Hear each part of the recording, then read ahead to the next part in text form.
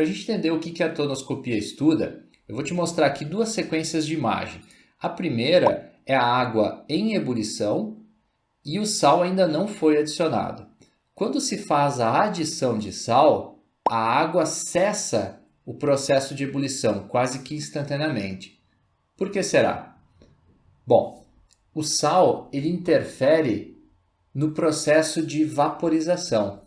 Então, a dissolução de sal causa uma modificação nas propriedades físicas da água.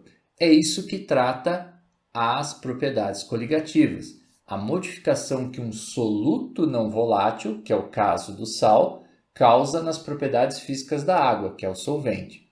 No caso da tonoscopia, ela estuda a diminuição da pressão de vapor. E esse fenômeno a gente explica dessa forma, porque quando foi adicionado sal na água, a pressão de vapor da água diminuiu. Então a temperatura de ebulição, consequentemente, vai ter que ser maior para gerar uma pressão de vapor maior para superar a pressão atmosférica. Então, de uma maneira geral, a gente pode resumir da seguinte forma. Quanto maior for a concentração da solução, ou seja, quanto mais sal eu colocar nessa água, maior vai ser o efeito tonoscópico e, consequentemente, menor vai ser a pressão de vapor dessa solução. Conforme você viu na parte 1 dessa aula, se muda a pressão de vapor, muda a temperatura de ebulição. E a alteração da temperatura de ebulição é estudada pela ebulioscopia. Ela estuda o aumento da temperatura de ebulição pela adição de um soluto não volátil. Uma situação onde isso acontece é em motores de carros. O processo de resfriamento do motor é feito por um líquido, que é a base de água, mais aditivos que impedem que essa água ferva, atinja a temperatura de ebulição e cause uma explosão do reservatório de água devido à pressão gerada por esse vapor. Então, aqui nós temos uma representação da dinâmica da água e o motor. Então, a água ela passa pelo motor e, ao passar pelo motor, ela absorve parte do calor gerado pela combustão. Essa água, depois ela passa pelo radiador, que fica geralmente na parte frontal do automóvel. Por quê? Porque o vento auxilia no processo de resfriamento dessa água.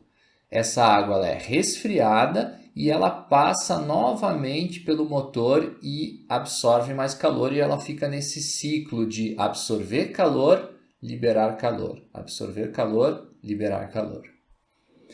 Para evitar que a água entre em ebulição a 100 graus, se adiciona um aditivo que aumenta a temperatura de ebulição da água, ou seja, ele faz um efeito ebulioscópico.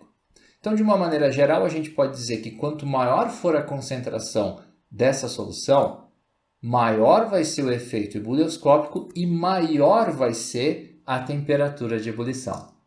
Além dos efeitos tonoscópico e ebulioscópico, tem um terceiro efeito que é o efeito crioscópico, que tem relação com a temperatura de fusão da água. Então aqui nós temos uma imagem de duas garrafas de água do tipo PET, com água dentro, antes de serem adicionadas no refrigerador. Uma delas tem água, outras tem água com sal.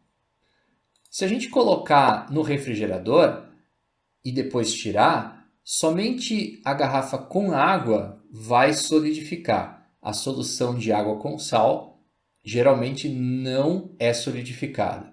Isso porque o sal diminui a temperatura de fusão da água. E dependendo da quantidade de sal, esse valor pode ficar menor que a temperatura dentro do congelador. Consequentemente, a água não vai solidificar. Portanto, a crioscopia estuda a diminuição da temperatura de fusão do solvente devido à adição do soluto não volátil. De uma maneira geral, a gente tem a seguinte relação. Quanto maior a concentração da solução, ou seja, quanto mais sal, por exemplo, eu colocar na solução, maior vai ser o efeito crioscópico e menor vai ser a temperatura de fusão.